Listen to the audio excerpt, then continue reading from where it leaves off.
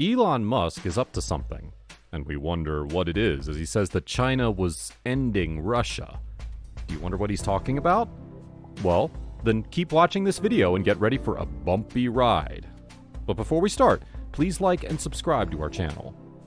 The CEO of Tesla and SpaceX, Elon Musk, in his recent interview with Automotive News Daily Drive, embraced the support he got from China regarding the tax breaks and regulatory affairs. Elon further said that China has more hard-working and smart people, while the people of the United States are complacent and entitled. As he says, quoting Elon, "China rocks in my opinion. The energy in China is great. People there's like a lot of smart, hard-working people, and they're not entitled. They're not complacent, whereas I see in the United States increasingly much more complacency and entitlement, especially in places like the Bay Area and LA and New York." All this because last year, Elon started his new Shanghai factory, and the government in China helped him to secure loans of around $1.6 billion. This was before COVID struck.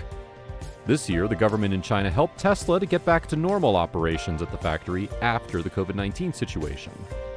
These were the remarks of the CEO of Tesla about China. He further added that California and New York have been winning for too long, and now they don't care about winning anymore, and that's what makes them entitled and complacent. He says, quoting again, "When you've been winning for too long, you sort of take things for granted. In the United States, and especially in California and New York, you've been winning for too long. When you've been winning too long, you take things for granted. So just like some pro sports team, they win a championship, a bunch of times in a row, they get complacent and they start losing." Among U.S. automakers, Musk said, Tesla has had the least government support of any car company. This makes the picture much clearer. The main thing is that although Elon has not felt welcomed by the U.S., he's not on the verge of destroying it, however. According to sources, Elon says that China will destroy Russia. Since Russia invaded Ukraine on February 24th, the businessman has emerged as one of the country's most ardent supporters. Elon takes it out in an interview and says that China will destroy Russia. But if we look at the facts, Russia and China have been in a good relationship since the 1950s. There's no way that these countries will compete with each other or will try to destroy each other. The impact of the Russian invasion of Ukraine is huge. It has caused hundreds of deaths and displaced millions of people. The South African-born businessman famously sent Starlink terminals, manufactured by his other space company SpaceX, to allow Ukrainians to continue accessing the internet despite Russian bombardment. He also sent generators to keep the lights on in towns destroyed by the Russian army, and never stopped sending words of support to Ukraine. Tesla will also continue to pay conscripted Ukrainian employees in Europe, the Middle East, and Africa. Ukrainian drones are armed with anti-tank munitions and outfitted with thermal cameras that allow them to operate at night by reading heat signatures in the dark. According to the Times of London, Ukraine's most advanced drones are linked via Starlink. If we use a drone with thermal vision at night, the drone must connect through Starlink to the artillery guy and create target acquisition, a Ukrainian officer was quoted as saying in the Times. Since the beginning of the invasion, they've been picking off Russian tanks, command trucks, and vehicles carrying electronic equipment, destroying dozens of priority targets, according to the officer. The Russian military's armored elements, including tanks, have suffered greatly in the ongoing conflict in Ukraine. According to open-source intelligence, up to 10% of all Russian tanks pressed into the invasion of Ukraine have been lost so far. Footage of Russian tanks being bombed by drones has surfaced on the internet.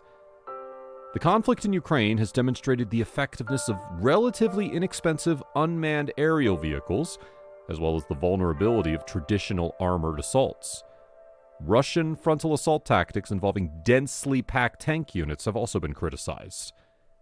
Negotiators from Russia and Ukraine met again on Monday to try to find a way out of the war, even as Russian forces expanded their devastating offensive, and the Kremlin insisted that it would not back down until all plans for the invasion were fulfilled.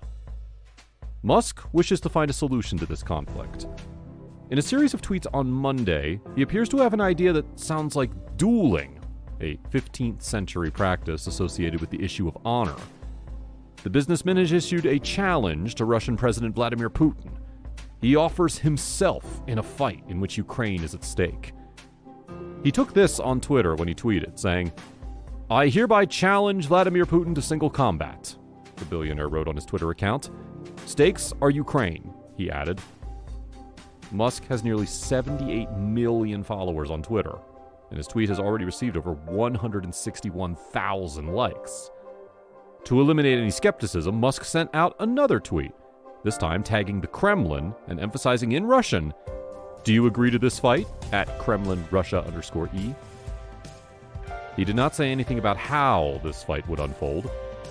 The duel was a regulated fight associated with the issue of honor in the 15th century.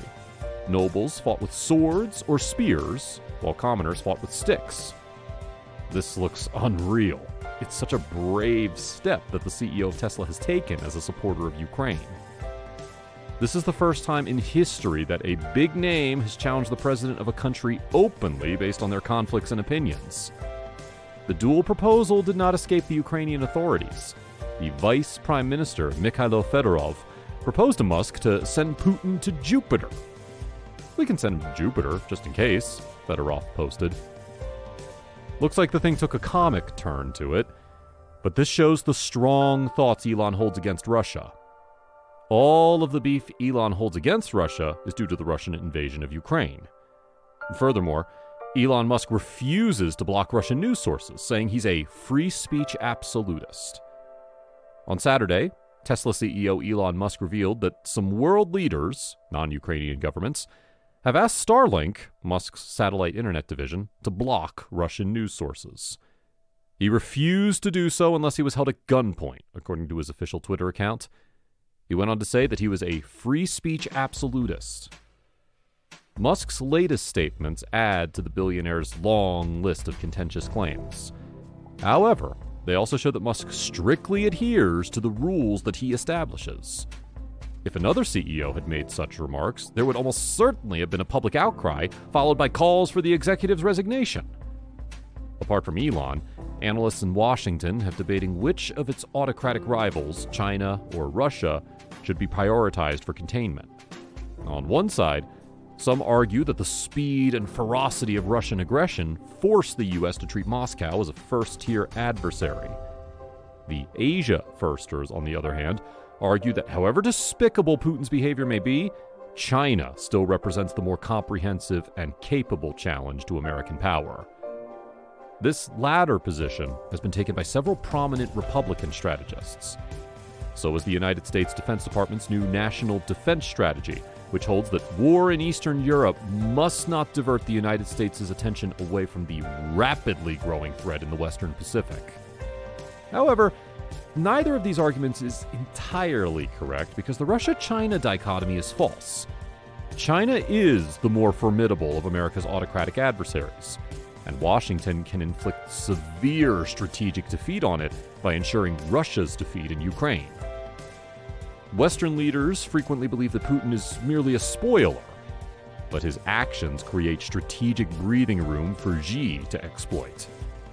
This is unsurprising, given how closely the interests of the two autocrats coincide. As the lengthy joint statement issued by Putin and Xi in early February made clear, both men are deeply hostile to U.S. alliances, seek to build vast spheres of influence, and want to see U.S. influence limited and the world made safe for dictators like themselves. In the event of a war, China's reliance on Russia would be even greater. A Putin-led Russia would provide a massive friendly rear area, allowing China to concentrate its forces against the U.S. and its allies.